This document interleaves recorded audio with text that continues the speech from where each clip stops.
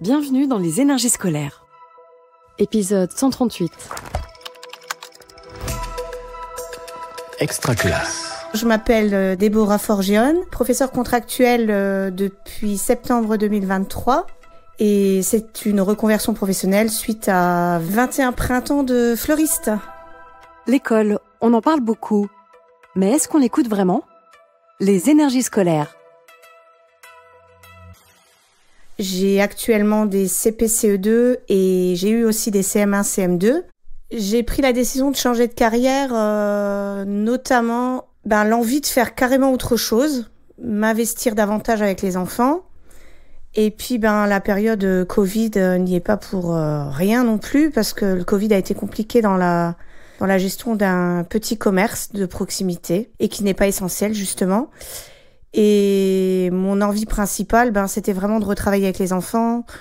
La liaison s'est faite naturellement. J'avais déjà travaillé dans les écoles auparavant. J'avais beaucoup aimé ce que j'avais fait. C'était dans un autre cadre, c'était plus de l'animation.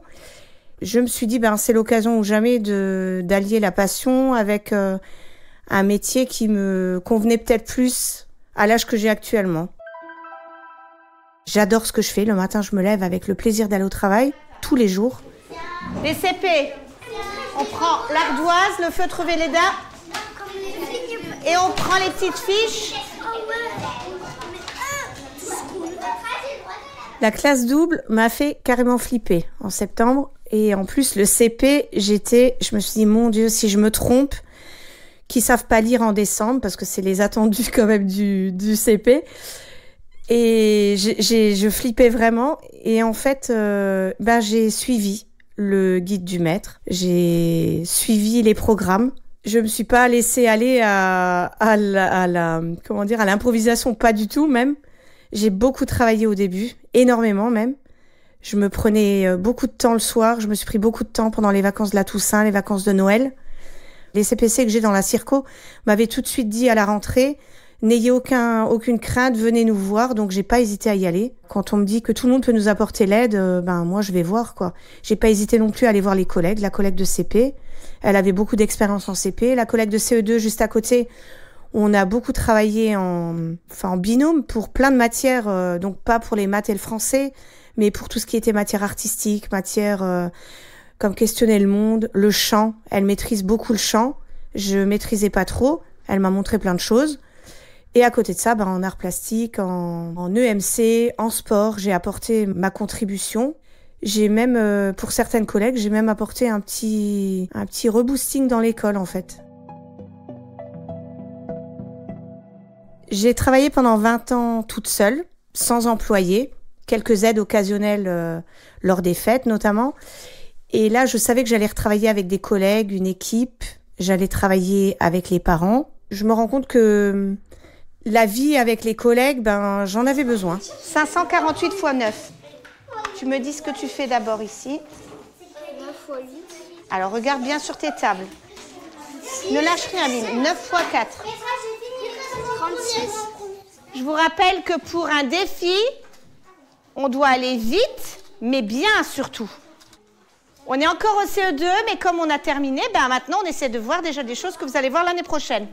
J'ai démarré l'année avec des enfants vraiment à besoins particuliers. J'en avais 4 dans ma classe. Mais j'ai lu énormément de choses. J'ai regardé énormément de reportages sur les enfants TDAH notamment, ou HPI, parce que c'est un peu le cas dans ma classe. Et je me suis adaptée. J'ai mis en place des ateliers d'autonomie. J'ai pris en compte leur fatigabilité rapide, pour certains. J'ai pris en compte leurs difficultés. Et leurs difficultés surtout à gérer leurs émotions, leurs crises, leur colère. J'ai eu en début d'année des colères que j'imaginais même pas possibles en classe, puisque j'avais jamais vécu ça. Et là, au mois de juin, je peux dire que j'ai gagné leur confiance. J'ai gagné en climat de classe.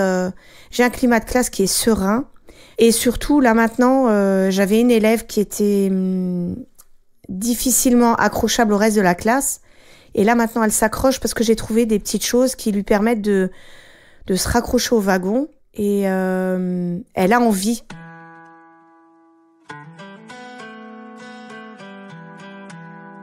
Je pense être une maîtresse à la fois rassurante, juste. J'ai réussi à accorder la confiance aux élèves dans le sens où ils savent qu'ils ont l'opportunité de faire des choses par eux-mêmes en classe. J'ai beaucoup misé sur l'autonomie de mes CP et le cours double, il m'a vraiment montré qu'on pouvait vraiment baser la classe sur le tutorat entre les CE2 et les CP. J'avais 12 CE2, 6 CP. J'ai tout de suite fait le calcul en me disant, voilà, 2 tuteurs par CP. Et les CP, ils ont adoré avoir un tuteur qui s'occupe d'eux, notamment en début d'année, quand ils savaient pas encore écrire. Il y avait la rédaction des devoirs dans le cahier de liaison. Il y avait des petites fiches à coller, ils n'arrivaient pas encore à coller. Donc les grands prenaient leur rôle au sérieux. Et les petits, ils étaient ravis d'avoir quelqu'un qui s'occupe un peu d'eux hors adulte dans la classe, en fait. Je leur explique que moi-même, j'ai été une enfant, que je sais comment on peut fonctionner et comment on peut des fois se sentir complètement perdu. Et qu'en fait, il y a toujours des solutions. Il suffit de parler, il suffit d'aller vers la maîtresse, elle est là pour ça. J'ai l'impression de me rendre vraiment utile, de leur apporter quelque chose. Et surtout, je me suis tout le temps remise en question. C'est-à-dire que quand une séquence, elle ne fonctionnait pas, je cherchais pourquoi elle n'avait pas fonctionné. Quand mon guide du maître ne suffisait pas, je suis allée regarder des choses sur Internet. Je me suis raccrochée à certaines vidéos que certains enseignants ils ont mis sur Internet, notamment pour aborder des notions de mathématiques que je connaissais pas forcément.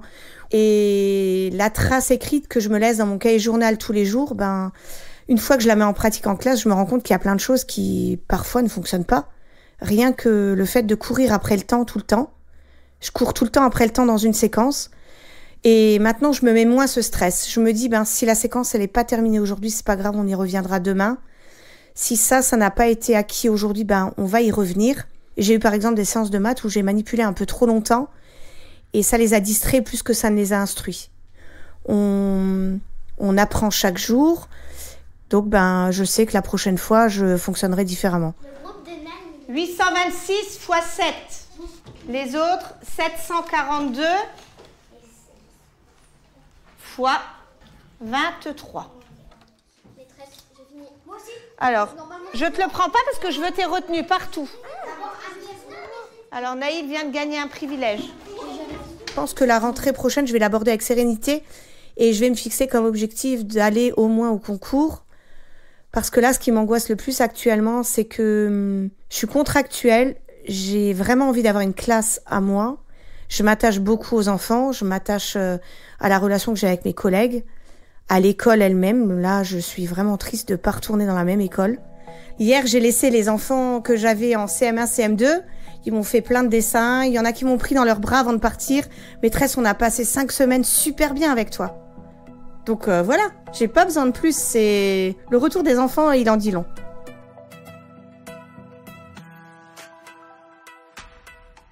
Vous venez d'écouter un épisode des Énergies scolaires. Si ça s'est bien passé, n'hésitez pas à laisser un avis sur votre plateforme d'écoute. À bientôt sur Extra Classe. Une production Réseau Canopé 2024. Extra Classe.